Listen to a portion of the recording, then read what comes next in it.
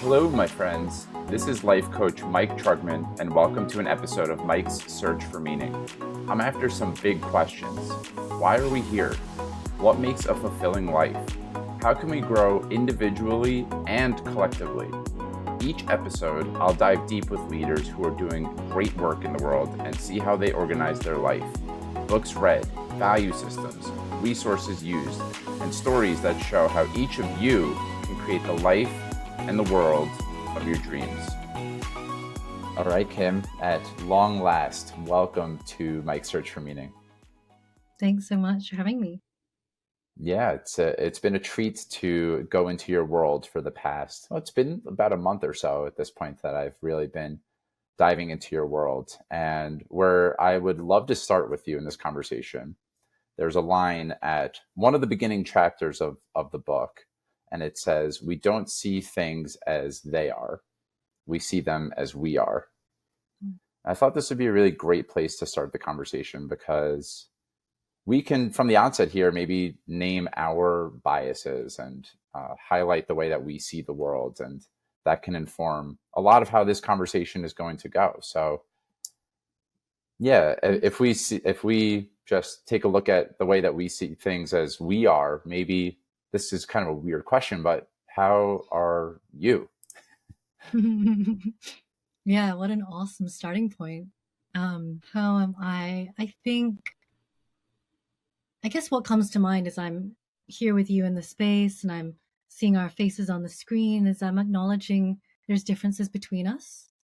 We were born and grew up in different parts of the world. We have parents who probably passed down wisdom that they might have received from their respective lineages. We've got a gender difference between us, right? We're like geographically 6 hours apart. So so yeah, there's some pretty interesting things that define our differences right now. And I go towards those differences from curiosity and excitement, like what will we uncover as we inquire about biases or lenses or the way we see things. One that I can share at the outset is that at least theoretically, I believe in the power of change. Of course, in the day to day, I'm just as, you know, stubborn as the next person around like routines that I actually don't want to change and things that work for me. But overall, I'm really for change. I'm really for evolution. And as I think we'll delve into in this conversation and with the book, we're really encouraging people. Like if you have challenge around conversation, if you have challenge around working with your nervous system in a moment of conflict, if you have challenge around accommodating your uncle's racist views, then let's really believe in ourselves and others' potential to change. So that's a bias I definitely hold. Preference. Mm. Mm-hmm. So something, even just in your response just now, there's a way. So as you said, you have a bias towards change. I'm realizing my bias towards the word bias, actually, that I look at biases as looked at as a negative, right? Or something that we need to at all times overcome. And I mean, Fair. one part of your answer here actually indicates, well, I look at change mostly from this lens of evolving is generally a pretty helpful thing. And so, yeah, I guess I'm curious, like could you say a little bit more about biases and the way that we work with them in conversation? That's another good question. I'm sure there might be some better thought out things in the book. I know we have a chapter called Hidden Biases, which really delves into Mm-hmm. blind spots and actually how common that is, and actually how creating more awareness is the first step towards choicefulness. But in this moment, what I'm really thinking about is how bias, preference, um, partiality, those things in themselves, to me, the word can have a little bit of a negative or a positive connotation. Like preference to me feels neutral. Like I Mm-hmm. prefer chocolate. I prefer decaf. It feels more neutral. But then when it's a bias, there's some part of it that sounds like maybe how it's getting enacted in the world. brings about something not so good, like maybe the repetition of a prejudicial idea, like that some people are better than others, or something like that, you know? So Yeah. that word to me Yeah. does carry a bit of a negative valence. And I guess where I would then go is, what do our preferences, what do our biases bring about? Like, what's Mm. the result of us carrying those views or limitations? Does it create more goodness in the world? Does it create more, just natural arising of, like, if I'm playing a game with someone, I want there to be difference. I want there to be that excitement. I want generativity. I want improv, you know? But if I'm working in policy, I don't want my biases to create, continued oppression for people. So I guess that's my response to you, is like, what are we creating as a result of those views, Yeah. biases? So if we rewind a little bit, I would love to hear, if not your origin story, just what drew you to this work? What drew you to want to be more understanding of conflict? What drew you into mediation, into coaching? Like where would you say your guidance came from that brought you into what feels like a really both a timely and timeless matter that we need to be as a species. It feels existential at this point that if we don't better navigate conflict, then we're Mhm. royally effed essentially. So Mhm. what brought you into this work? Yeah. Yeah, cool. Yeah, I'm happy to share.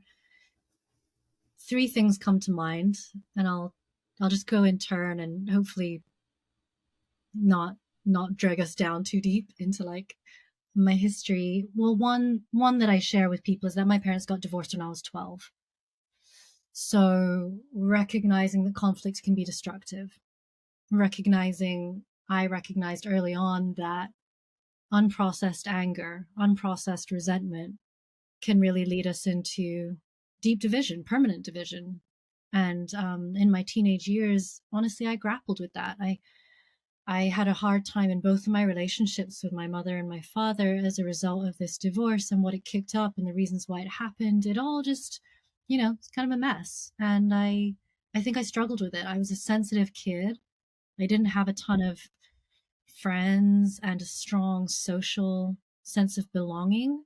So I was really impacted by that. So that's one thing that you could say just planted an early seed of, like, what is this thing? What is the conflict? Why is it that I would go around to my friends' houses and they would be, having fun? And then I'd go home and be like, wow, there's a lot of unhappiness here. Mm. So that's one.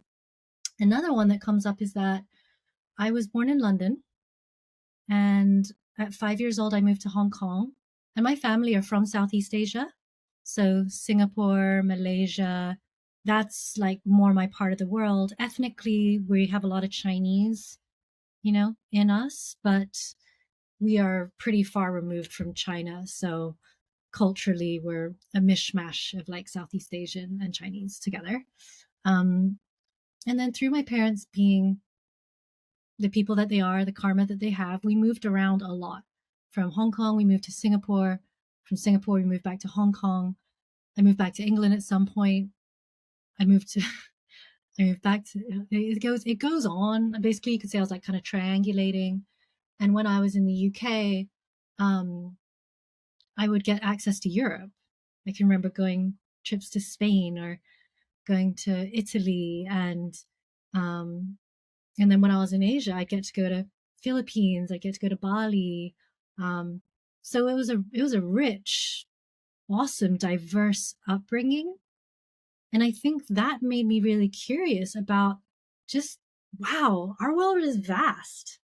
Like, the way religion is practiced is vast. The way people do society and law, of course, some similarities, but also, wow, when you just hear people speaking like six different languages in the bank, like, that's Mm. cool. And so that naturally, I think, made me value my own flexibility, like that I could go to new spaces and enjoy learning, or um, work with my own. I was kind of naturally an introvert, but over time, I think I learned how to strike up conversations with strangers because I realized that I could learn so much. Like, it was fascinating the first time I went to Morocco, and I was like talking to this Berber man about, his family and how they do meals, and just being like, this is super rewarding. Like, people are awesome, culture is awesome.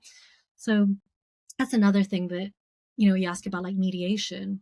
That's about bringing those two things, seemingly separate, seemingly opposed, bringing them into relationship. And what is an exchange that'll feel supportive or help us address whatever's causing suffering? And that's obviously in a more of a crucible than just your average lovely conversation. But maybe that's the combination of, my worlds. So that's the other one, just respect and honoring difference and culture. And then the third thing that comes to mind is I trained as a lawyer at some point. When I was in my early 20s, I was super into social justice. And it was honestly the first time I realized I was smart. Like, before that, I never Mm. thought I was smart. I was like, I'm an artist. And I just really identified. And so I neglected school and everything. And then at a certain point, um, 2009 came and no one was getting jobs. And I thought, huh, well, I have a philosophy degree. What can I do with that? And at the time, my stepdad was a lawyer, and he said, I actually think you've got a good mind. Why not try this out? And I was very fortunate that during that credit crisis crunch time, I managed to get a training contract. So a law firm sponsored me to go to law school. So I was like, sure, I'll take that. Like, yeah, why not? And then I wanted to do human rights law. That was my whole story of like what I was doing. Um, but the law firms who can afford to send people to law school, they're not human rights law firms so Hmm. much. So this was a full service law firm. They did corporate, they did litigation, they did real estate, all that stuff. So I was like, okay, cool. I'll do litigation. I'll just zoom in on something that intrigued me more. But after a while, even in law school days, I could tell, like, this isn't the right fit for me. And I think there was something about, so law school days, but then carrying throughout my legal training. I was still in it, I was still committed, but I could tell, like, this is not the right outfit for me. And I think it's because even though there's a lot of good in it, in how we create precedents and how many people are really dedicated to trying to make the right decision that takes society forward, at the same time, in some domains of law, I think what's really going to win the day is how much money do you have and how much power do you have, how much Mm. standing do you have. Those things can, bend a decision like no other. Just look at the United Nations, right? Like, you know the permanent five in the Security Council, that's the result of an outcome of World War II, and who's deemed to have that status and value in the world. And so that's probably why over time I started thinking, well, what else is there for me? Like, because I don't think this is it. And at some point, I was very fortunate to come across Diane Musho Hamilton, now my Zen teacher and the co author of Compassionate Conversations, because she blew my mind. Just the way she worked with mediation, facilitation, her spiritual roots, all of it wove together. And I was like, who is this person? And what is she doing? And how can I get closer? Let's And get her name on the screen. There she is. yeah. And so, yeah, that's probably a nice way of catching us up a little bit more to the present. But she Mm. really changed my life at a time where yeah, as you could hear, it wasn't right for me to stay in that world. So much richness in each one of those three legs of your journey. So thank you for that. Mm. What it's surfacing for me, so one of the tensions, I guess one of the intentions that I had in this conversation is I wanted to explore the different tensions that are really present in this book. Like, I think that conflict really is at its essence, there's a tension there, and it's how can we relate to the tension in a different way a lot of times. And so what was being unearthed for me there is you talked a lot about, as you were worldly and traveled, you experienced so much of the world and its diversity, and the way that different societies, different languages, there's 6 different languages being spoken at the bank. And I could feel how exciting and enlivening in some ways that was for you. And so it highlights the differences of people and societies, cultures, And it's something else that's explored in the book is the commonalities that at our core, a lot of us, we share a sameness. And when Mhm. it comes to, let's just take politics, right? Like a really polarized subject matter. A lot of the times we are just rigidified in what is different about us, and we aren't honoring what's the same about us. And I'm sure there's groupthink where we're holding only our sameness and not honoring the differences. And so I'm wondering, I don't know if you're picking up what I'm putting down here, but I'm wondering if we could just explore a little bit about the tension of sameness and difference when it comes to us as a species with people. Maybe we could actually start with like how are we all similar? How are we the same? If we took someone who is a right wing Republican and maybe the opposite, a left wing Democrat, if you're here in the States, but there's versions of that in every country. Right? Mhm. There's the extremes on both ends of the aisle. So how would you say we're all the same? Yeah. Yeah, it's a good question. And you're right, we do go zooming into our differences sometimes. Mm, Um, which I think is, you know, partly cultural and partly just how we're wired sometimes. I don't think it's a lame thing. So emphasizing our sameness or commonality, yeah, really matters. Really matters. When I think about kind of person you're talking about, how I would relate to it is that person has dreams. That mm, person goes to sleep at night hoping that they'll feel good in the morning. That person has a preference for chocolate or vanilla. That person, if mm, they have kids like you, they want good lives for their children. And, you know, when I think about circumstances where the division has been extremely rigidified or, entrenched over many generations, when I think about people in Israel and Palestine, or mediation cases that happen in, very long-term entrenched conflicts like that, where people have been shown to start meeting in some small way is, what do you want for your children? They want them to be free from suffering. They want them to not endure what they've had to endure. They want their mm. children to be educated, to be able to live their potential. And that's when I think, I get the chills and I get softened, like my heart actually tenderizes, because then we're moving outside of ourselves, but we're offering something for the next generation. It's like, what do you want for the future? And that often brings out more of the best in us. So, and one of the places I wanted to go here actually was how you would struck, and you started to hint at that, like what do you want for your kids is a really a good way to short circuit our sameness. I'm wondering if I were to, I'm talking to my uncle, the aforementioned uncle that seems to be in every family that has racist views. Let's bring it to racism now. We'll probably explore all of the different challenges over the course of this conversation. But my racist uncle says something, it's really triggering for me. I want to pounce on him. I know that as I'm saying this, I know that there's various different ways you could break this down. But if we just take it from a practical conversational level, like how would you invite me to engage in an interaction like that? Well, yeah, going in that way, I think it calls on a few different pieces. For me, the first one is around listening. And the next one might be a bit of a reframe on the nature of truth. Hmm. And then the third one might be on how do we set ourselves up for a real conversation. So I'm working triangles here today. Let's go I'm with the here for all three. I love all of those. awesome.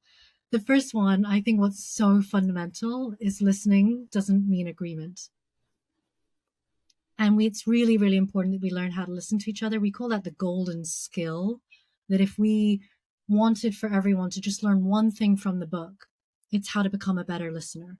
Most of us are half decent at expressing ourselves, most of us, or even in the privacy of our own heads. Like we kind of, or if, maybe some of us are more conflict avoidant, don't speak it out loud, but actually inside we might know our own position, let's say, but we don't often maybe because we conflate listening with agreement of like, well, I don't want that to exist in the world, so I don't want to listen to it. La la la. I'm not going to hear it. I'm just going to shut you down. I'm going to talk you over you. So it's really, really important that we just recognize that it doesn't mean I agree. I can hear you out. And maybe I can even give you the experience that I am listening to you, which means I'm not expressing anxiety in my face. It means I'm not bristling and turning away from you, but I'm actually here and I'm present and I'm giving you the experience and I'm taking in what you say. Further to that, to give someone the experience of being heard, it's really awesome if I can reflect back to you, simple language, not a memory test. This is what I heard you say. Tell me if I got it right. I hear that you see that these people coming into this X community is creating a problem and you have concerns, and here's what they are. Did I hear you right? If uncle says, yeah, that's how I feel, be like, oh, great. Like, now I get you. Thank you. Like, cool. That's already a big deal. There's obviously more that can come from that, but that's just like a really fundamental skill that I think we all need to practice. I'll go to the next thing on truth, which is Yeah. that, and this is implicit in the listening, it's realizing that when we say truth can have some different, let's say, categories.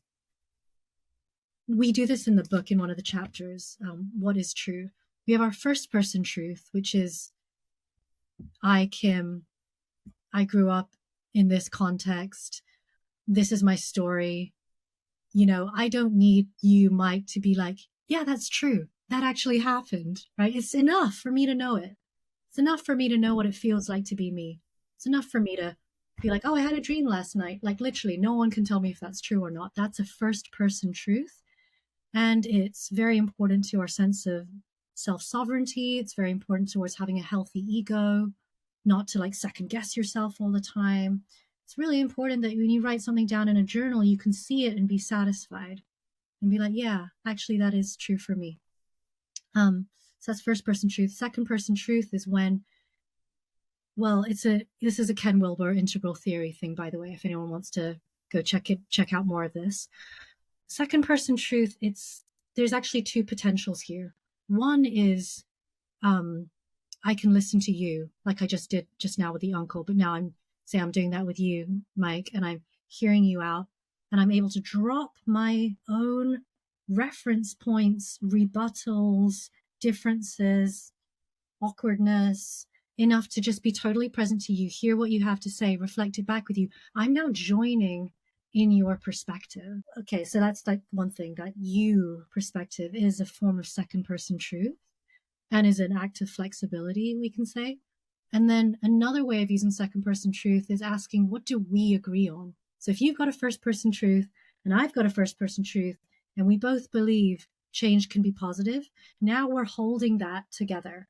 That's a we truth. And that's what politics is built on. That's what law is built on. That's what religion is built on. So it's a really powerful domain. Like when humanity, I want to say it's Harari, who talks about like the sapiens, maybe. It's like when human beings can share a narrative, that is what sets us apart from all other humans. That's when we can really start building the pyramids, you know? It's a really powerful thing. And yeah, so that's second person truth. Third person truth is that objective. Now it's bigger than you and me. So as you can see, we're going like from nested Russian dolls.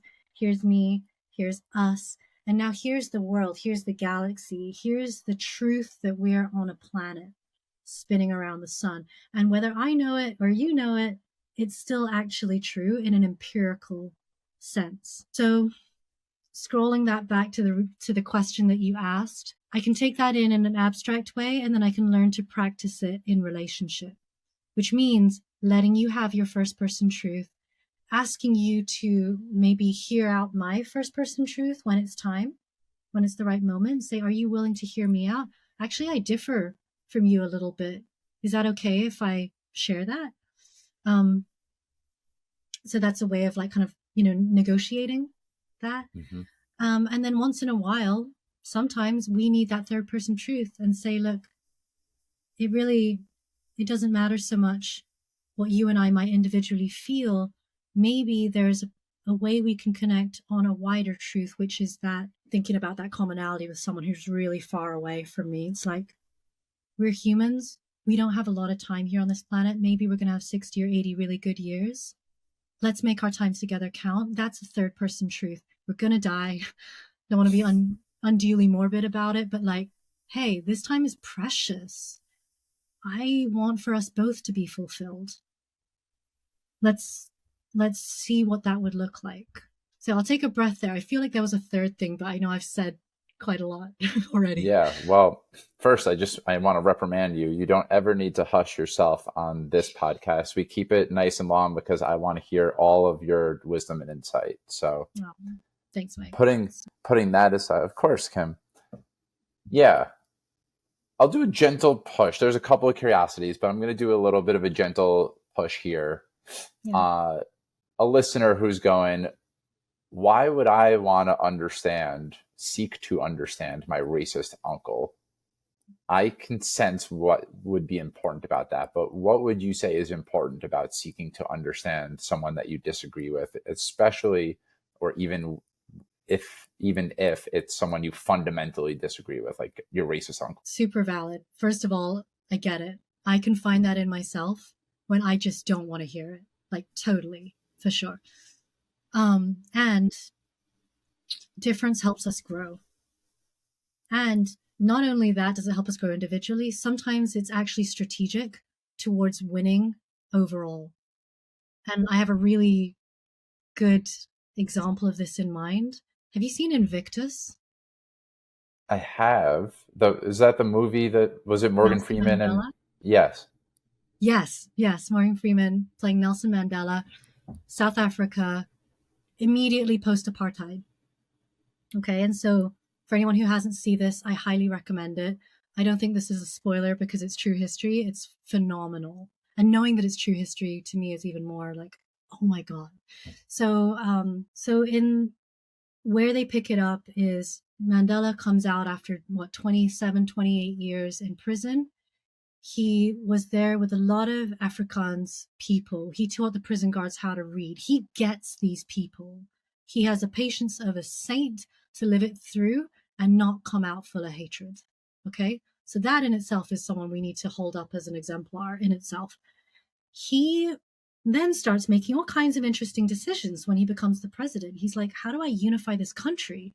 We've come from some dark places, and I understand why prejudice, fury, lack of forgiveness, I understand why that's rampant. But yet, I need to live up to my role as a leader, and I need to unify this country. And how he did that, I mean, in many ways, but the story that they go into is how he coached the leader of the rugby team. Historically, they hadn't done very well, a little bit embarrassing, and they were identified as the Springboks, which was, I guess, from the Dutch or colonial outfit. So the shirt they wore, the chants they did, the fact that they were majority white, they all were under that banner. And some of the people said, like the sports committee, National Sports Committee people said, we need a new jersey, we need a new anthem, we need a whole new, like, we need to wipe this clean. Mandela says, no, this is powerful. Sports is something that the world understands. If we take this away from our own quote unquote enemies within the country, we are going to lose them. So no, I don't want that to happen. Super unpopular thing to say, by the way. Some like awkward scenes in there where like no one is voting for him, but then ultimately they're like, okay, all right, we'll trust you. So he then goes on to really intimately coach in a very inspirational, non-controlling way the leader of that team, played by Matt Damon, just side note. Mm-hmm. Matt Damon takes this to the crew. At the beginning, super unpopular.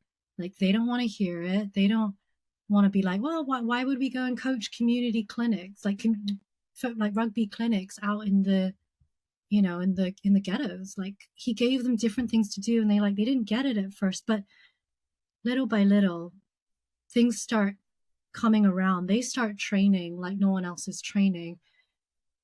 it builds. They end up winning the World Cup, and the energy in the stadium and the energy of the people and how they came together, like, to me, was totally mind-blowing. Like, so why would I want to understand those people who were pro apartheid? Why? Because now the whole world is watching, and your team is like the underdog that no one expected comes through and ends up beating New Zealand or something like that. And it's like everyone is crying. Like, it's so powerful. So so that's what's living in me. Is like, that's what gives me life. And we all have our own smaller versions, maybe not as like epic. Our wins may not be celebrated as vibrantly, but if you can hear out your uncle, and if your uncle can take a beat and you're expressing yourself in a way that your uncle can hear you, I think there's real satisfaction in that, Yeah. really. Well, I've got goosebumps from that story and a good nudge. I haven't seen that movie in a long time. I believe it came out like 15, 20 years ago at this point. So No, you gotta rewatch it. It's it might be amazing. time to revisit. It's a really powerful story and such a great example to answer that question. That it, in a way, if you really want to look at it from the most self-serving way, it's a really practical strategy to get what you ultimately want at the end of the day too, right? Plus it Yeah. just feels good. It feels connecting. Like that's and one of the things, one of the real challenges that we are in right now is we're doing the same tired and old ways of operating, which is we just need to scream louder, shout more, insult harder, and it's just, Mm-hmm. it really seems like it's just perpetuating and creating a lot more pain and even more division, divisiveness. And Mm-hmm. so even Yeah. the biggest skeptic, it's like, what, this isn't, what we're doing isn't working. So why not at least try something different, right? Yeah. So Can I add just a little footnote sure onto can. that? Because um, when I was younger and I was doing um, I did like a master's in conflict resolution, and I was specifically interested in like the international scope of this work. There was a time when I worked for a really wonderful organization called Nonviolent Peace Force. And Mm, so their whole thing is unarmed civilian protection. So they'll go to places like Sudan. They'll go to, places um, where the people in the community are really being impacted. And you might have UN missions, you might have the presence of like bigger actors, but they don't necessarily connect in with the local people in a way that's helpful. Sometimes they're even part of the problem, like they can be really exploitative. So anyway, that said, these folks were very committed to nonviolence. At one point, I was doing a research project for them and was looking into the protest strategies of different kinds of social movements around the world. And a lot of them that I was researching were nonviolent, but they're not all, it's not an amalgam of like one person, it's many different people fighting for social change. And my takeaway from that is that sometimes there's a rightful place for force. Sometimes there's a rightful place for protest. mm, I'm not saying I'm promoting destruction. I'm not saying I'm promoting harm, but there are some moments where we gotta like get bigger than just any singular judgment around right or wrong and just look at the bigger picture and recognize that sometimes when that happens, society needs to express something like yeah, frustration, desperation. They're real things, and like disenfranchisement of young people who have their whole lives ahead of them, but no pathway. Like, they need to be honored. And I'm not one to judge how other people, do things. Like, ideally, protest, I wanted to see it putting pressure for real negotiations to happen. Um, and that's something that I think Dr. Martin Luther King also espouses in like Letters from a Birmingham jail. Like, the function of protest is to bring those conversations that need to happen. Um, so so there are ways that strategy might surprise us, and it's better, of course, if we can avoid harm. But like I say, sometimes the conflicts are very real and very forceful. yeah. Yeah. Well, a lot of what we are speaking to now is about being choiceful, right? And so when we're rigidified, we are limited, we're very limited in our options. And most of us in that place, we've probably learned only a couple or a handful of different strategies. And so let's see if I could tie all this together. I got a lot cooking for me. Hmm. In order to create more choicefulness in our life, like if we I'm focusing on, you said you came from a family where anger was not processed well, and you started to get curious about that. And so, Mhm. one of the things that can block us from choicefulness is if we don't know how to be with our emotions, be with our nervous system. And a lot of what we've explored so far in today's conversation has been around, I'm talking to my racist uncle here. Like, how can we have a more productive conversation? There's also a lot of different things that can go on behind the scenes that are contributing to what we are bringing into said conversation, right? So this is what I was really getting at when I started to do a little bit of this word vomit is, well, what are some of the ways that we can take care of ourselves or practices that we can have such that we are showing up, maybe resources, a word that we can use, more resource, more available to have the type of conversations where we can have more choicefulness. We'll know if we want to maybe seek to understand the other person, and we might arrive at the choicefulness of, we need to bring that really forceful protester energy and we need to take a stand here. But to me, it comes from having that menu of options. So how do you build this is another huge question, but like, how do you Yeah. build those skills? Yeah. It's a really important question. Definitely working with our bodies and nervous systems is so um, paramount to giving us that choice in a wider range. Can I just say briefly what I think is the issue? And then I'll Yeah. talk about the choices. So, Diane says this that a lot of people are limited in conflict because they can't tolerate the sensations in their bodies. So, exactly what you said of like, once you're angry and triggered, you might not have that many choices. So, I think if that is occurring, this to any listener who can relate, is to just acknowledge that's what's happening. Right now, I'm triggered. Or right now, you know what? I'm not really thinking clearly. I'm going towards reactivity. Anytime we feel like our say wide peripheral view has gone from here and is start narrowing down, there's a moment where we will just go towards whatever we think is safe. Some people, if they're more combatively oriented, they'll lean in, and that's when we can escalate quite quickly. Some people are just like, I shut down. That's all I do. I shut down. Some people accommodate. So those are the three conflict styles in very crude strokes.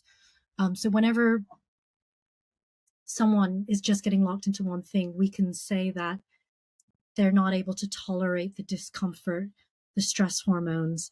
Um, some part of their brain is tolerating these differences as unsafe. And so that's why that's happening. Yeah. So, what to do?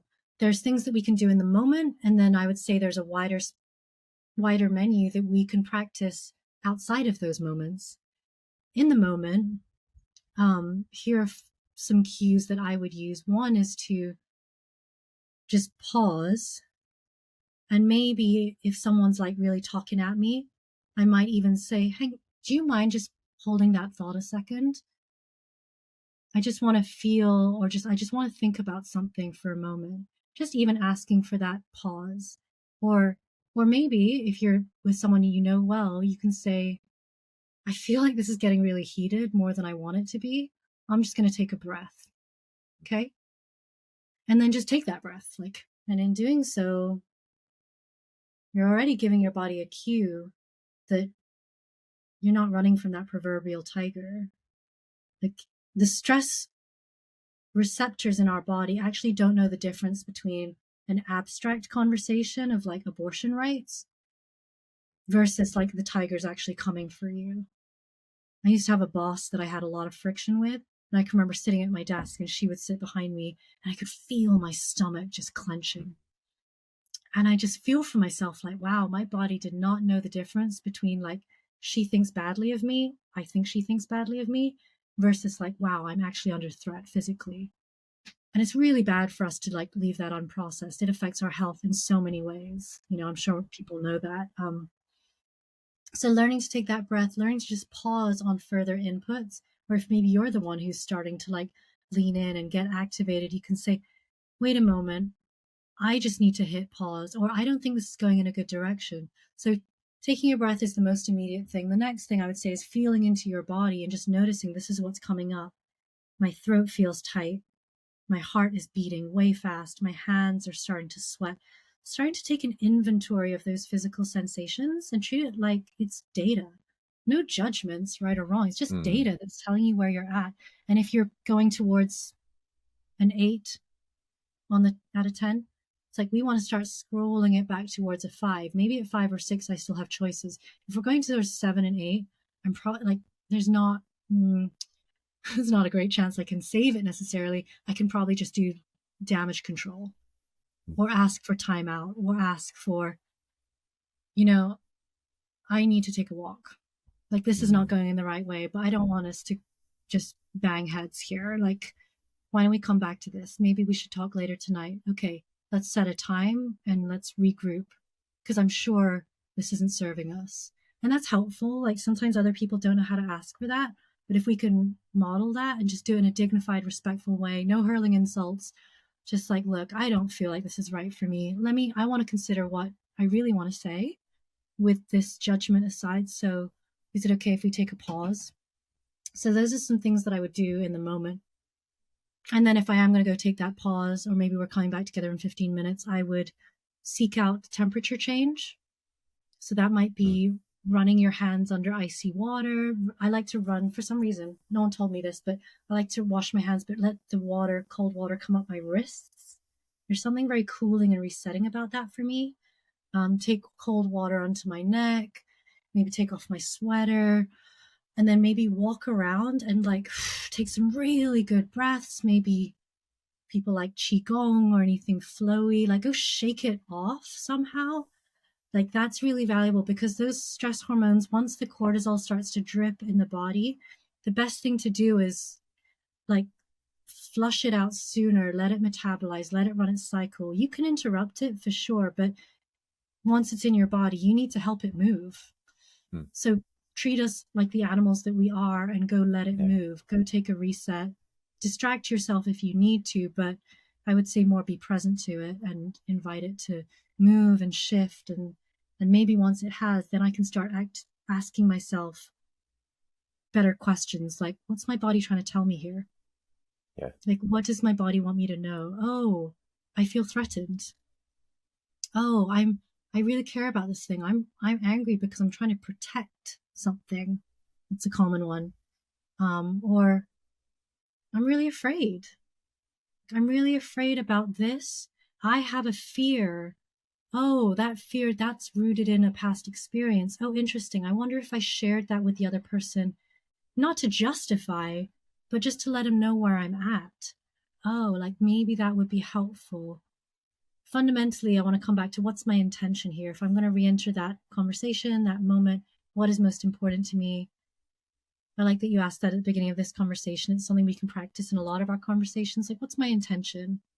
Like, what really, if nothing else happens, what can I come back to? What's my North Star? Um, so those are the more momentary things. Just for to answer that like wider survey, I yeah. would Would say love to hear that. practices that help us stay in our bodies. Um, People love running, qigong, tai chi, yoga, swimming. Um, I would say I like the running and the swimming thing. Swimming, especially for that total immersion of the senses, and it's like kind of a brain refresh, especially in the ocean, like where I live. But I think repetitive movements, they might help you cognitively process and they might help you bodily process. But I think exercises or dance or things that actually invite your body to take different shapes, I think that's very healthy for us. Um, like just expanding our body into different shapes, stretching out different parts of the back. If you're someone who sits down a lot, like, whoa, like really learn about what's going to help your spine move in different directions because we need to switch it up. then as a nice counter to that, I would say meditation is a really good way to just learn how to be present to yourself and learn how to, like, you'll see your repetitive thoughts, you'll see your patterns over time. If you stick with it, you'll notice, like, oh, that thing is coming up again where I criticize. Oh, right, that thing is coming up again where I just get down on myself, or whatever it is, or I'm just down on other people, or, oh, right, okay. So it's like taking a mirror and just like gently polishing that mirror so you can really see yourself and feel yourself. Because ultimately, we're only responsible and able to change ourselves. So I really advocate for meditation for all of us in whatever form, no matter how short. Just try and start a regular practice so that you really, you're not afraid of those sensations. It might come up when you're in meditation, that something starts bubbling up, you start thinking about it, and you're like, oh, okay, that feedback like loop is happening. Like, wow, maybe I should talk to someone about this. That's a good idea. Like, we actually have insights Yeah. about it.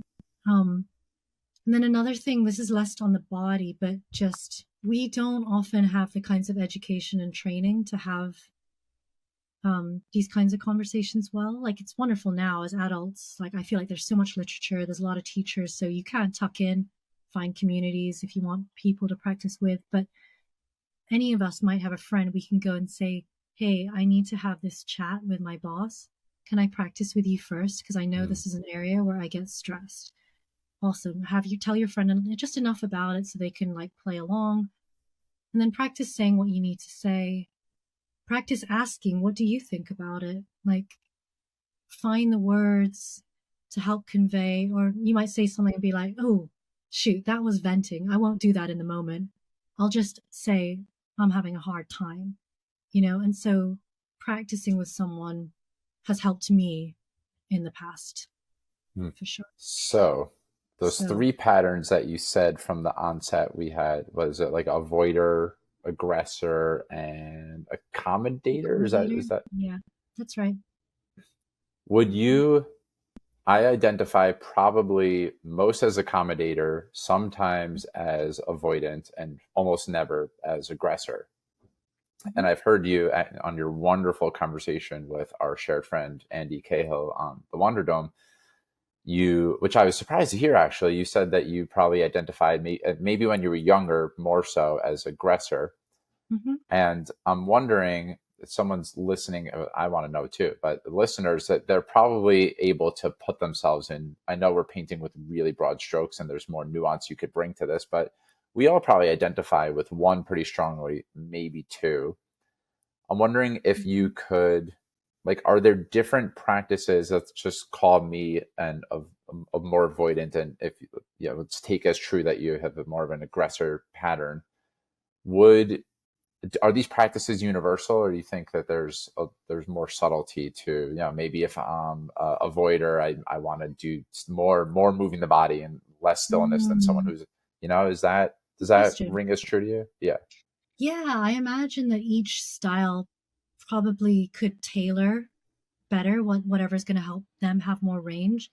Um, as an accommodator, just thinking about you for a moment, I would say the gift in that is that you value relationship, right? I think each of them have a gift. So for you, it's like you really prioritize keeping the peace, and in some ways, we could say you're more flexible, or you're less attached to your own um, needs in some ways. So the challenge for you would be to hold firm in your needs, to hold firm in your point of view, Mm, and stay with the tension, like, because there might be some, and it might be super uncomfortable at first, but stay with it, like have the stamina. So maybe the practices for an accommodator are to build stamina with the discomfort.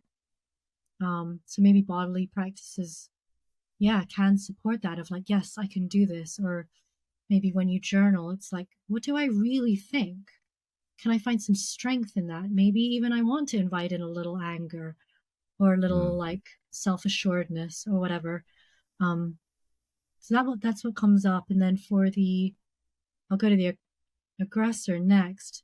That that's a little bit of the flip, I would say, as a combative energy, I might be overly attached to what I think. So for me, my practices to the medicine for that, I think is more about letting go of my own agendas, beliefs, softening them or giving them a right size, or maybe even subordinating them because I'm so used to dominating. My practice would be more like, okay, if I sit in meditation and I think about something that makes me mad, notice my reaction. Notice how quickly I get into my head. Maybe my head starts coming up with arguments or um, the, sometimes, do you ever think about like the amazing comeback you would have given had you thought of Oh, it in the moment? all the time, all the time. Right, right. That's the energy of like combativeness of like, yeah, I can win this. So for me, it's about like recognizing those patterns and then soothing and being like, yeah, that's okay. I can think that. The world doesn't have to agree. That's okay. And then start to see how I can model that in relationship. And maybe I would, if I can feel myself getting heated, maybe I would just, I'm just doing it so you can see on the camera, but just place a hand on my body or place a hand on my low stomach and see like, and this might apply for all styles, I don't know, but ooh, I'm getting gripped. I'm just going to put a hand on my body and just try and soothe. Maybe I breathe down into like the lower part of my belly. Maybe I feel my feet on the floor and do my best to stay grounded and stay present. And then that intention, maybe my intention would be, I'm going to really listen. I'm going to really faithfully listen to the other side, um, and just see how that might shift things. So that's one. That's two. Let's do avoid or tell me, what do you think is the gift in avoiding? What's the Well, wisdom? there's some accommodator energy of avoidance. I'm making up that there's some level of care that you're bringing to, you're creating space, right? There's a spaciousness might be a, yeah, Yes. that you're like there's a wisdom, and I'm not going to just like say the thing that is on my mind, if there's something on my mind, right? So yeah, that's what comes up, like a Yeah, spaciousness. beautiful. Yeah, right on. It's keeping that sense of like there's space for all the things. Like that person can say what they want. Like I might not need to cancel it out. Like it can be there. That's okay. Another gift I would say is conserving energy. Mm. Kind of people might be just keeping it to themselves because they don't know, or um, avoiding harm. I just don't want to make things any worse. Like that. That's fair, you know. So that's, yeah, that's totally it for the avoider. And maybe the practice for them is letting themselves into more intensity. Maybe I'm just thinking about my husband who in the past has trained jujitsu, Mm. which I haven't done, but I've seen it from the outside, and it looks like within that container, they're literally just trying to strangle each other and kill each other. And maybe we don't all need to go to that extreme, but there seems to me to be something powerful about that, Yeah. like letting yourself really feel heat, and maybe even moving into like the primal animals of who we are. So maybe that person's practices could actually be more about like rising energy and again finding stamina to stay. And for some of us, we if we have experiences in the past that might inhibit that, then get the therapy or get the EMDR or help your nervous system recalibrate if you don't think that's safe for you to do that. Like take the time, like invest in yourself, like let yourself come into more choicefulness where then you can choose what's your strategy instead of just repeating that same one and maybe becoming like frustrated that your life doesn't look any different. Conflict can help us in really beneficial ways when we know how to move through it with those choices. Hmm. And very quickly, EMDR, Yeah. could you Oh yeah. say like just a word or two about what it is? Yes. So that's eye movement desensitization. Everyone always Sorry. I forget the R also every freaking time. Desensitization. Eye movement desensitivation, whatever. It's a therapeutic modality. Yeah, it's Yeah, so it was um very I learned about it after hearing that it was working very well for people who had PTSD, veterans coming back from, really very difficult situations, who needed some way of letting their bodies process the trauma that they were living with. And so um, sometimes that involves taking something in front of someone's face, and as they process, you're helping their eyes move left to right, left to right, left to right, as they feel, as they ask questions, as they maybe remember things. So this is why you want to do it in a therapeutic context with someone that you really dearly trust. Or another version is like tapping of the shoulders, left, right, left, right. So again, it's this kind of, you're almost like tricking the body to let it move while you work with it on another level. So that's what EMDR is. And so it's very helpful for people who might have past trauma, where there might be something in the body where you might not even remember why, but all you know is something keeps triggering you, and maybe talk therapy hasn't gotten you there. You might want to try a somatic practice or EMDR or something like that. Yeah. Yeah. Are there, we don't need to spend too much time on this portion of it, but are there other things that you found? I'll go to your example of, your boss is behind you and you had a somewhat Mm-hmm. contentious relationship with your boss, and you'd feel those knots and like the twisty discomfort in Mm-hmm. your stomach. Were there other things that you found helpful in building your capacity to experience that so that it didn't consume you? Or I don't know if this is, yeah, maybe I'm assuming a truth that isn't quite there, but you seem like someone who has built a much larger capacity to tolerate discomfort over time. And so are there other things that haven't been mentioned so far in this conversation that would be helpful for people to expand their capacity to feel, their capacity to be with their experience in the moment, so that we can have these really important conversations? And Mm-hmm. we've already outlined like really beautiful ways that if we do get flooded and feel like our nervous system can't be in the moment as it is, so we can call time out, we can leave the room, go for a walk, and there's all sorts of like really beautiful practices. Anything else coming to mind? Yeah. For me, a very major one is finding community Mm. where I realize that I'm not the only one doing this work. We're all healing from something, you know? Like we all had I don't know, I don't want to go too far, but like we all had things growing up that were hard, or that were carrying with us, that are preventing us from feeling more free. Like I think that's just a common experience. And I was very fortunate that my teacher, Diane, she has a community that when I found them and I started participating in what they were doing and going on retreats, and she has like kind of an ongoing virtual book club type thing where people get together with really great prompts, all kinds of opportunities to go into small groups. The in person ones for me, though, is where, because this is so in our community, and of course there's different versions of this, but ours has what's shared is the Dharma, as in this set of Buddhist beliefs and practices that kind of envelops the whole thing. And to me, what's different to me about that than, say, like a professional network of people, or like friends you went to college with, which is like great. They might fully help you process and liberate and grow, all good.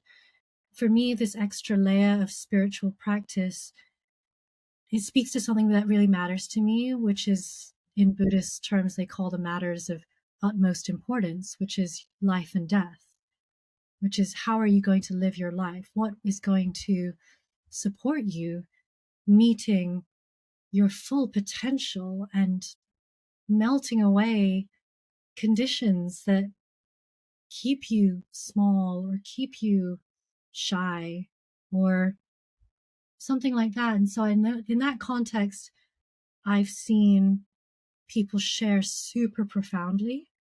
I've seen people cry in the company of others in ways that in the normal world people would be like apologize for, or I don't want to put this on you, or I'm embarrassed. And they might still feel a bit like that. I might still feel a bit like that, but it it doesn't end there. The book doesn't end, And that, no, it's like that person is still held with love, and they might come back the next year and share that story of what happened and continue to make sense of their lives in a fresh way. And I'm always like taking the example of others and how I see them doing things, like Gabe, as in this Mm-hmm. Gabe Wilson of the book. Yeah. He's an amazing Dharma brother of mine, and he's different to me, but I learn from him, and we learn from each other. And so that's the final piece that I would put in is I think community is very important. I think a lot of us are kind of isolated, actually, and pandemic didn't help. But, even before that, I think, especially in the quote unquote Western world, emphasis on individual identity and like what you can do for yourself. And to me, this world is shared. Like, we're mammals. We're actually oriented towards bonding and safety.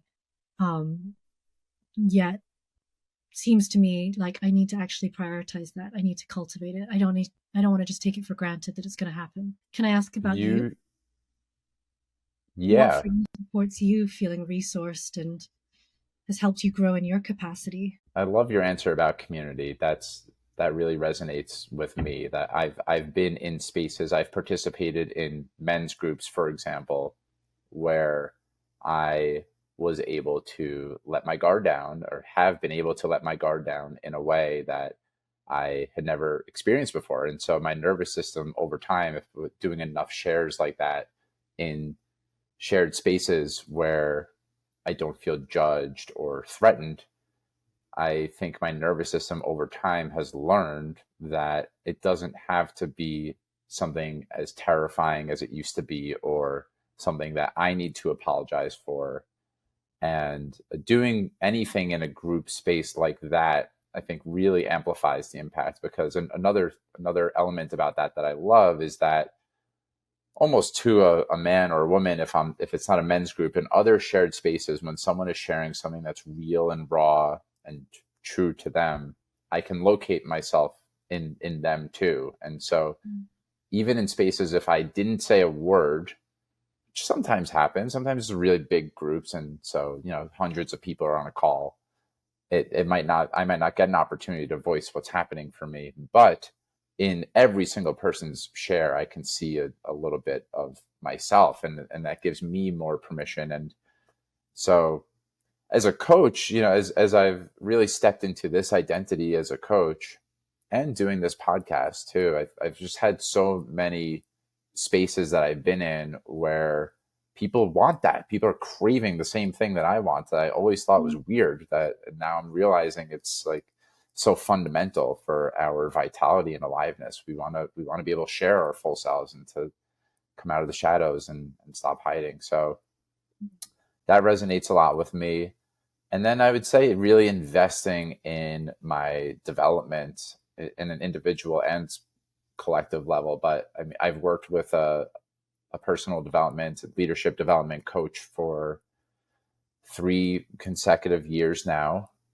Nice. Uh, yeah, and we've done, a lot of the topics of conversation in our coaching sessions are around, this is a thing that happened in my life, and I might have felt a lot of anger. Yeah, with my 9-month-old son now, there have been various times where I've been really surprised by the amount of anger that has come up for me. And so clearly I haven't built a capacity to handle anger. Anger leads to me feeling totally incapable of being in the moment. And so working with a coach has been really helpful in getting to better understand some of the things you were talking about. What does that anger want for me? How can I move that anger through my body instead of rejecting it outright? What's a way that I can have maybe a different relationship with my anger? So I've explored all sorts of different personal dynamics with my coach, seeing if there must be other things that have been really helpful too. This is one that I don't think gets spoken about enough, but just taking care of my body from just a basic mammalian. I'm eating really healthy. I'm getting good sleep. I'm getting sunlight. I'm just so much more resource for whatever is happening in my life if I am sleeping well, if I am getting outside, if I'm moving my body, if I'm eating well. Those are really fundamental things for me too. So that's a little bit of a picture over here. Yeah, that sounds good. Yeah, and same for me on the keeping a good routine, just taking care of myself in those Yeah. ways. Yeah. Well, what I was gonna, and I appreciate the invitation to share because I love sharing here too. I I'm wondering if someone's listening here and maybe they feel isolated. They're in the dominant, prevailing Western culture of rugged individuality and personal achievement, and hasn't really felt like they've landed in a community space, or they hear what we're saying and they're longing for that, but haven't quite experienced it or found a place that really feels like home for them.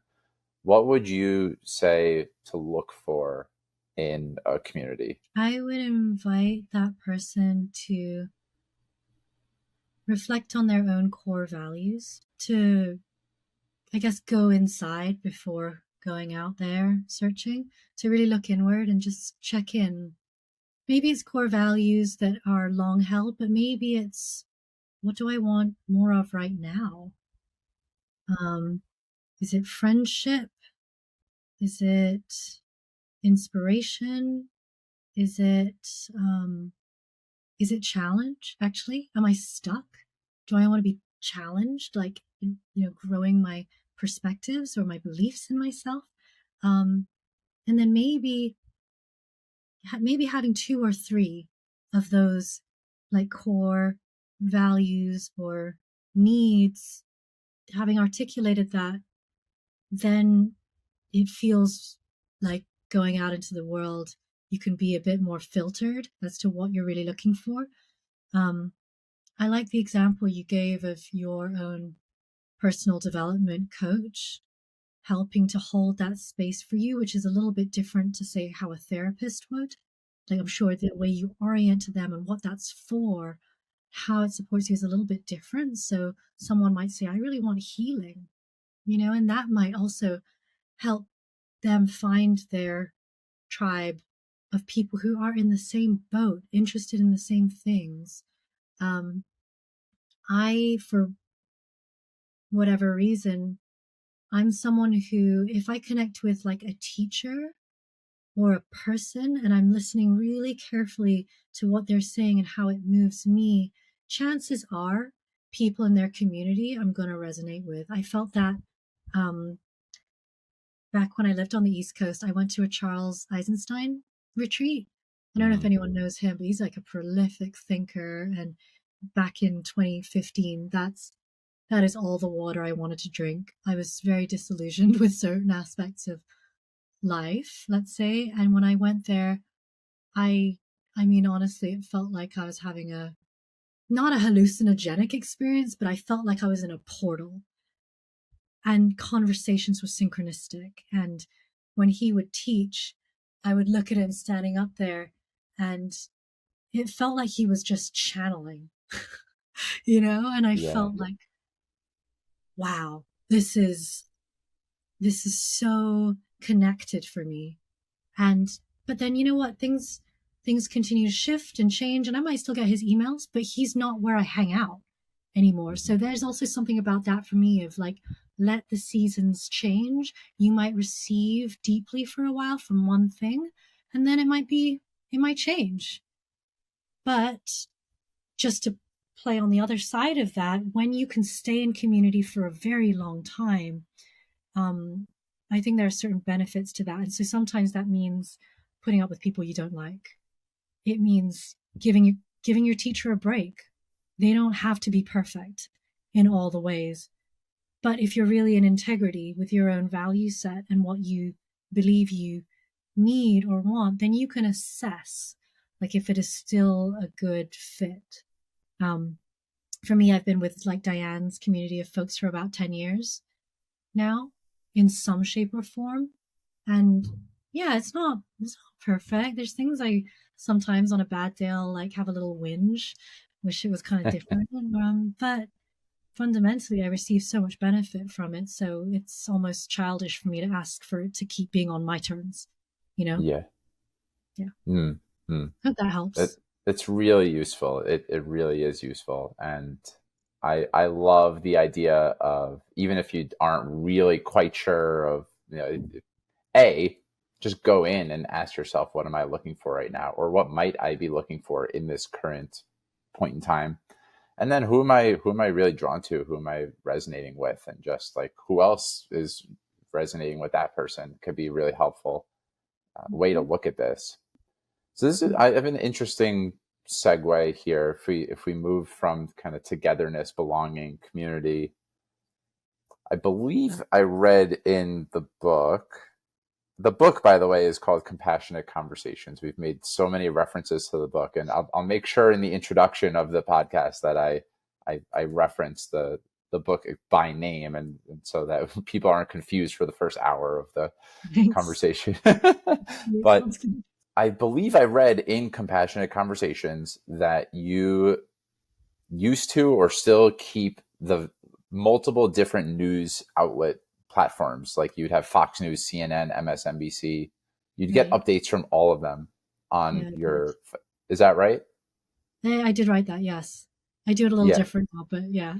Go on. What was was that your Yeah, question? I'm curious to see how support, like surrounding yourself with, you could pick whichever one was the one that you felt most diametrically opposed to, but Yeah. I'm wondering how it was supported for you to, if we move on from community and like kind of a shared sense of like, how did immersing yourself in a place that you definitely didn't feel like you belong, and understanding that worldview, like how did that support your ability to change and grow? Well, I guess exposure is a thing in itself. Just putting on my radar that others are thinking, writing differently about it. Nowadays, I, I'm not affiliated, but I'll give a shout out for Ground News, which was created by, do you know of Ground News?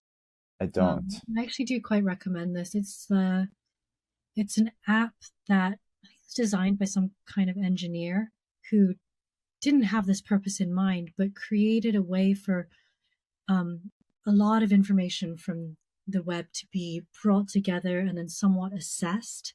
And so now through Ground News, I can see the spectrum on how a story is being reported. It'll give like a percentage of Mm, left wing, right wing, centrist, or when if there's something that's not being reported through 80% of the media, they'll make space for you can check it out. It's very interesting. I guess for me, might come back to that question around truth and that we mentioned earlier about biases and blind spots. I think that I'm less likely to get trapped in a silo if I let in those views. And I might not look at it all the time. I have different imperatives these days. I don't spend as much time thinking about that now that I'm less in New York and, kind of out here on a tiny island, like in a pretty different reality most of the time. But even then I could say it's even more important that I check it out once in a while and I see things that are happening in Egypt, or I see things that are happening in Zimbabwe, and I recognize that on our planet, you know, what we're mobilizing for, I mean, that's in a way, I guess I'm pointing us back to sameness, is that we don't want we don't want undue suffering. And when people suffer and when lives are lost, it's right to grieve. mm, And I feel my heart just tender in the acknowledgement that as climate change and as conditions can get more extreme, it's important for me to stay awake to that. And some people might say bear witness to that. There's thinking of Bernie Glassman and the Zen peacemakers. They actually go to sites around the world to bear witness. And I remember reading a short passage from them, which was just kept saying the line, "I will not look away, and I will not look away." I guess that moves me, and some part of my heart doesn't want it, honestly. Like, I will be avoidant of that, please. Like, I do not want to feel the devastation. And then there are times where, like, yeah, okay, take it off, go jump in the ocean, refresh myself, go out with my senses, be really in touch with my world and my animals. And I don't want to get overwhelmed to the point that I can't, you know, that I just get stuck in a place of overwhelm. Like, it's not about that. I think it's about just keeping my heart open to the reality that we live in, because that's a non-negotiable. Like, it's here. It's our shared existence. So I don't know if that exactly answers your question, but that's kind of where my brain wanders to, about including them all. Yeah, Yeah. I really appreciate that. So as we brush up on the time boundary here, I think another challenge that we brush up against, especially in these times, and it seems like it's been for the past 10 years or so, really amping up, is around this tension around a lot of us with political correctness. We want to say and do and be the right thing, and really kind of lack the skills in having these types of conversations. And there's a lot of fear and a lot of like posturing around, oh, this is how, this is what our company's mission statement should have this, so we need to do this, and we need to hire this amount of people from diverse backgrounds. And anyway, I'm just wondering on the back end here, so I wanted to make sure that we spoke about it at least a little bit. If you could talk about political correctness and Mm-hmm. the way that you break it down in the book. Sure. Well, for me to feel like I'm being fair, I got to pick up what's right about it first and say Sure.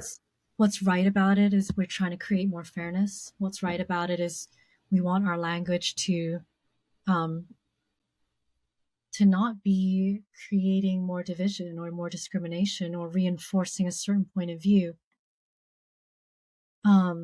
So that's what's right about political correctness. It's like it actually comes from a good place, comes from, wanting that to be right by all people and all things. What's super damaging about it is when the rule itself becomes punishing, becomes discriminatory. Like, I I kind of hate that. What the truth is, like, that fear of making mistakes is shutting so many people down. And postmodern pluralistic culture is like talks so much about equality and fairness and inclusion, but at the same time, if you don't believe in what I think, then you're out, you're canceled, your life is going to be, ruined. Like, there's so much that's toxic in that I can't stand for. Like, I really can't. I don't think that we are in a good place if we're just one statement away from social demise. Like, that really sucks. It's our creativity goes way down when we don't have the psychological safety to engage and actually express questions or make mistakes. We really need that. So, that said, I think that having some good ground rules, a good container for conversations is important, because as Gabe, as he said in the past, if we can't have those conversations, quote unquote, out there, then at least while we're in here, whoever we're with, let's create some shape to this so that we can actually begin to have those conversations that we cannot have out there. Because it's too hard to be like, hey world, please change. Hey world, please be nicer.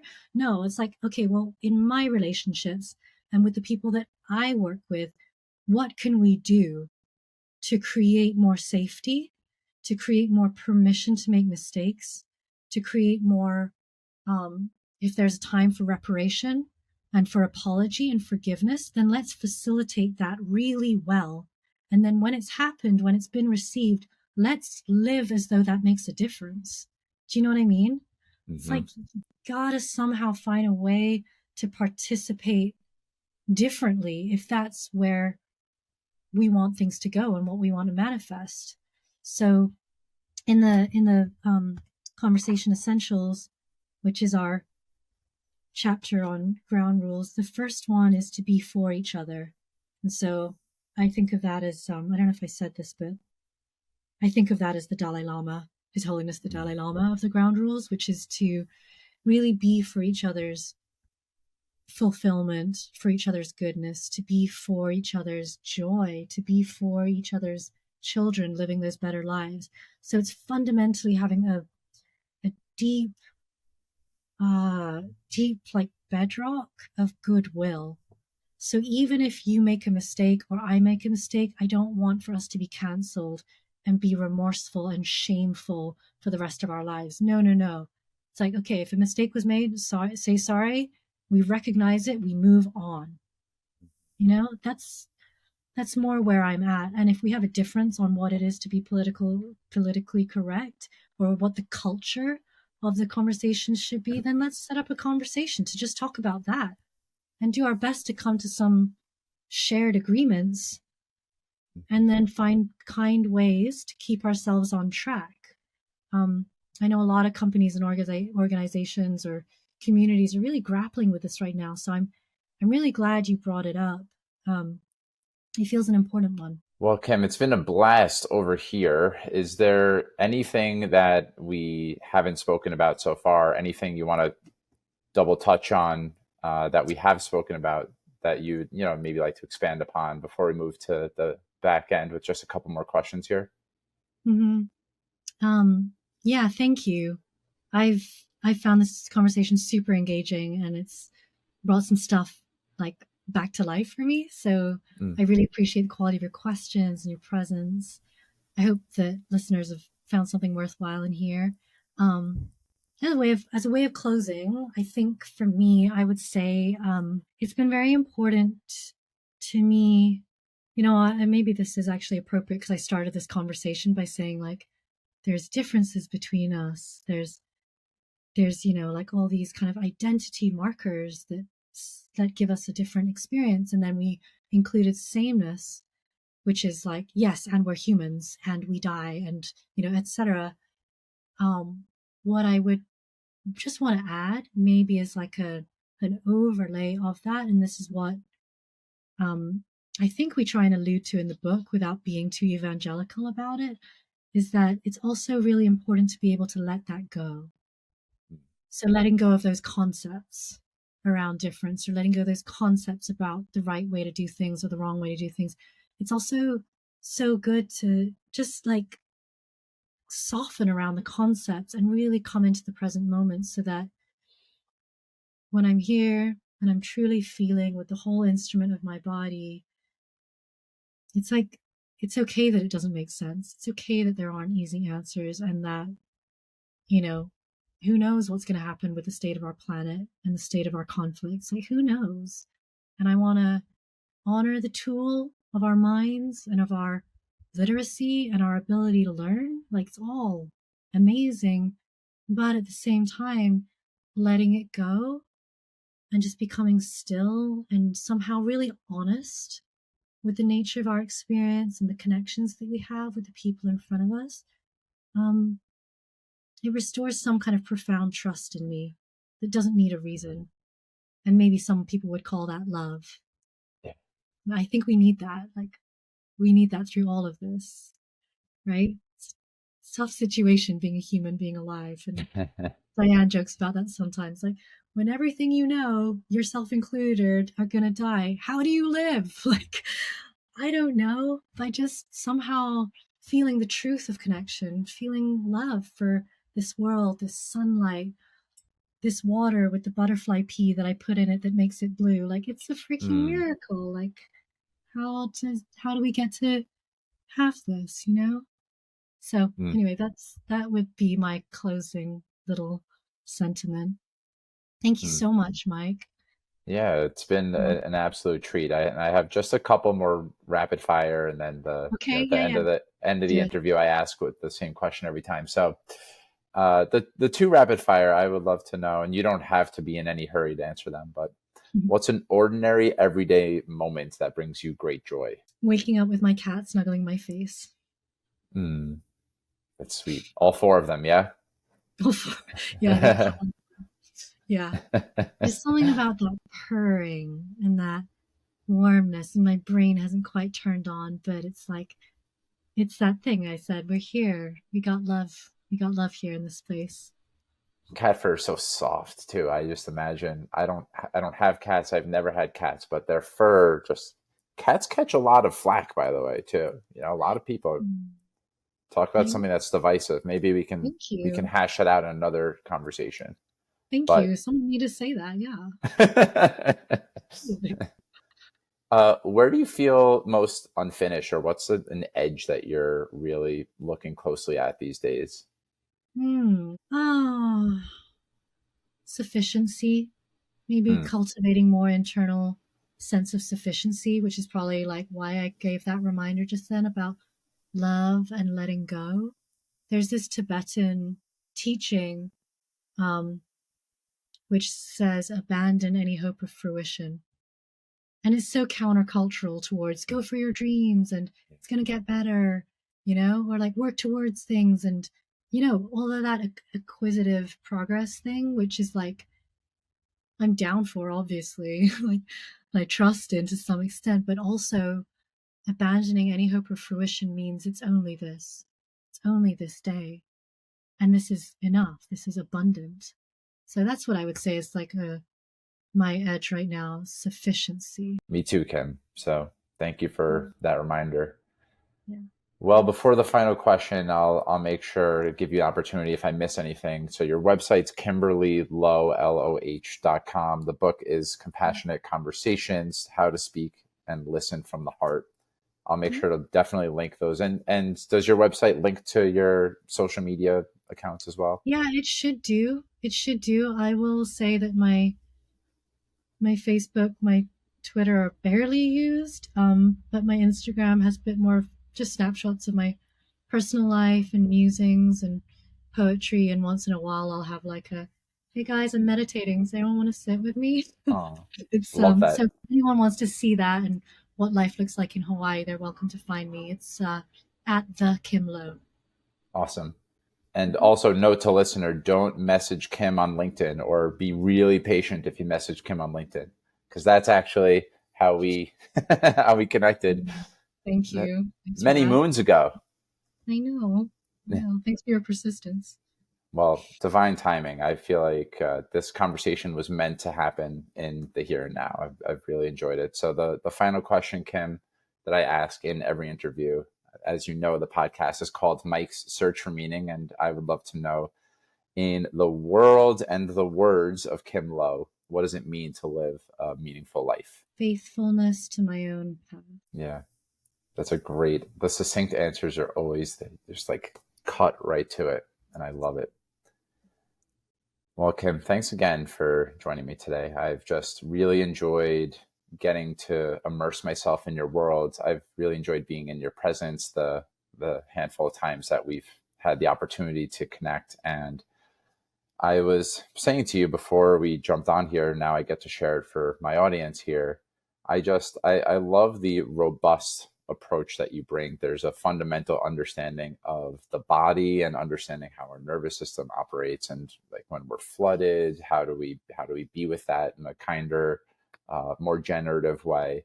There's the developmental lens of understanding that as adults we continue to grow and continue to change and evolve, and the way that you're able to map that out by way, it seems, of Ken Wilber, you really break it down in a way that I think is digestible for anyone who hasn't studied. It can be a pretty complex theory and intimidating and not approachable, and I think you make it really approachable. It's very your approach is very practical and practicable. There's lots of, and in Compassionate Conversations, the end of every chapter has really actionable ways that we can make this immediate in our life. And I think maybe the thing I appreciate most about you is that you're able to stare at the what can be harsh realities of the world that can be really overwhelming, and still meet them with this your kind of wish for at the end of this episode, your wish for love and this optimism, and connected to kind of like the best of the human spirit. I think it's really tough to navigate both of those things. So just really, really appreciating that about you. And for the, I can't say enough for the fourth, fifth, or sixth time, however many times I've said it, it bears worth repeating. I just really have enjoyed the opportunity to sit down with you on my show. So thanks for being here. I bow in gratitude. Thank you so much, Mike. It's been a gift. I love connecting with you, and I really respect what you're doing. I got to check out your podcast archive, your search for meaning, and it just feels like, wow, what an offering to the world. Hmm. You're wholeheartedly living your path, and I really respect that. Thanks for having me. Yeah, of course. So for everyone who's tuned in, really appreciate you being here. And I know Kim hopes that you got something out of it. I know that you got something out of it. This was really jam-packed with a bunch of wisdom and insight. So thanks for tuning in. And until next time, have a good rest of your day or evening, and sending you lots of love. Take care. Thank you so much for taking time out of your day to listen to Mike's Search for Meaning. If you enjoyed it, please subscribe, share this episode with your friends, and leave a review. I look forward to seeing you next time, my friends. And until then, stay safe, stay well, and keep living with purpose. Peace.